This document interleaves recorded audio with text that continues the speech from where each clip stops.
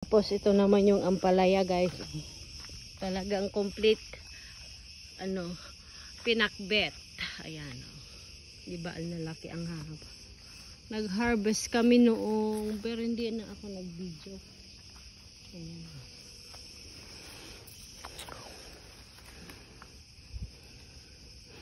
Hindi ko pakialaman yan kasi hindi ako marunong magpitas. So, at least mayroong nakukuha na paunti-unti na gulay at nakakakain ng gulay everyday. Ayan. Mayroon pang mga hinog na kamatis dito hindi ko nakita. O ipapagalitan na naman ni Jasawa. Ayan. Sabi niya, ayan, ito na talaga yung masasabi mong organic. Na walang fertilizer, walang spray. Ano lang, tubig lang.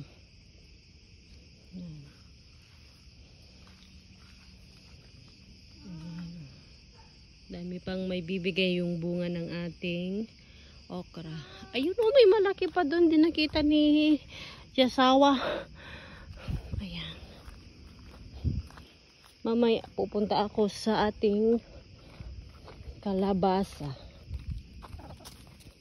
Ayan yung ating alaga. Go, don't touch that.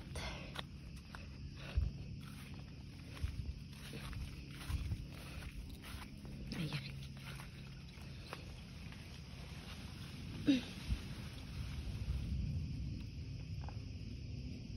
Ayan. Ay, naputol. Dapat din eh. Itakol.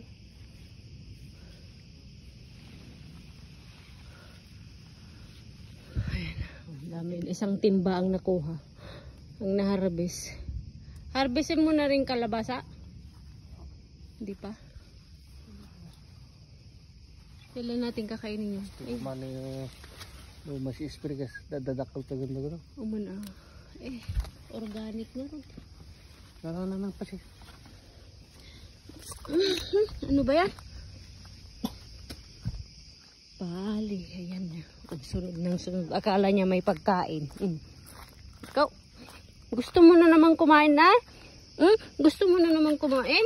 Binigyan na kita ng karne. Ayan o. Talagang ano to.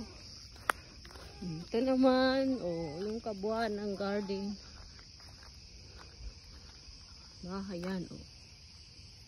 May. Ayan. Talong okra. Yeah. It's there. Ito yung halapin na. Baka. Or di kayen. At this. Oh, yan oh. Isang timbang nakuha oh. Organic. Ayan. Diba?